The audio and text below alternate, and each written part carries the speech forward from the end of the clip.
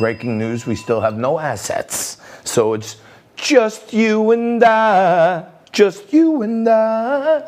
I don't know, I talked about this the other day, but my buddy Lenny Ligotti's on there, and Lenny is pointing out that his son Vincenzo lives out in San Diego in California, and this nut job. First of all, I don't know if you know, but Gavin Newsom is Nancy Pelosi's nephew. And by the way, it came out in his divorce from Kimberly Guilfoyle. For those of you who don't know this, Gavin Newsom used to be married to Kimberly Guilfoyle, and it came out in, there's a lot of feedback on my mic. I don't know what you're doing right now, but okay.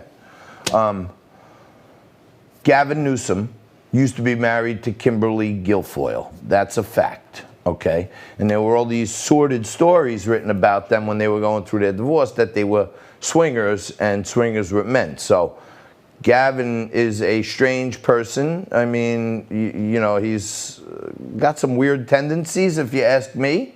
I mean, I'm not, maybe not weird if you're into that kind of thing, you know. But Lenny's hit it right on the head. You want to hear about socialism. You want to hear about government overreach. In California, if you haven't seen this yet, they put out a list of guidelines for Thanksgiving.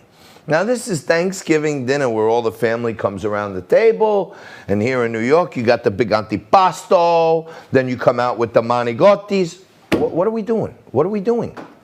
What are we doing? I'm getting the assets. Okay. It's killing the audio of the show. Whatever you're doing, there's no audio. So no assets, no guests, no audio, no show. You know what I mean? For those of you amateur filmmakers out there, there's a key thing. Anytime you're going out to get video or anything like that, no audio, no show, okay? If you got bad video and good audio, you could always lay stuff over the top of it. But if you got no audio, you got no show, because people don't want to hear like distracting noises and they have to listen hard. Anyhow, Gavin Newsom, Thanksgiving. Everyone sit down. No. Get out in the backyard. Okay, first and foremost, everyone's got to be outside the house. So Thanksgiving's outside this year, number one. In Cali, I guess we can handle that. No more than members from 3 families, in-laws, outlaws, no more than 6 people at the table at the same time. No one can go to the bathroom unless they go one at a time, and someone has to come through and sanitize the inside of the house and the bathroom before the next person comes through. Oh, and by the way, you like that antipasto? You're not chewing right now. Put your mask on. Okay? Well, the manigottis just came out. Okay, well, now you can take your mask off. You take a bite of the manigot. According to Gavin Newsom, you got to put your mask back on until you're done chewing. Okay? And then you can take it off to take another bite. Talk about sick, deranged craziness.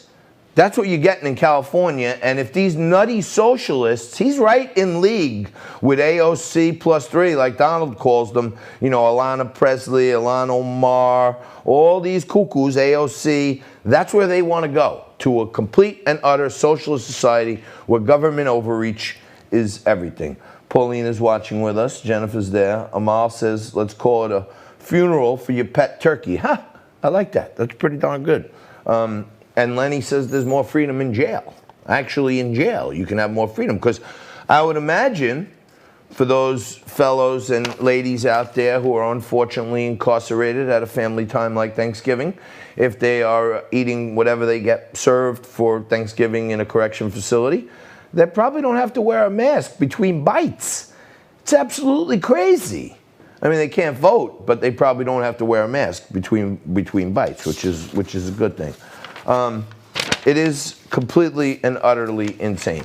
Now, I went to vote this morning. I hear all this news. I hear all these people out there talking about how James Clyburn from South Carolina is talking about if Joe Biden loses this race, it's going to be for one reason and one reason only. It's disenfranchising minority voters through voter suppression.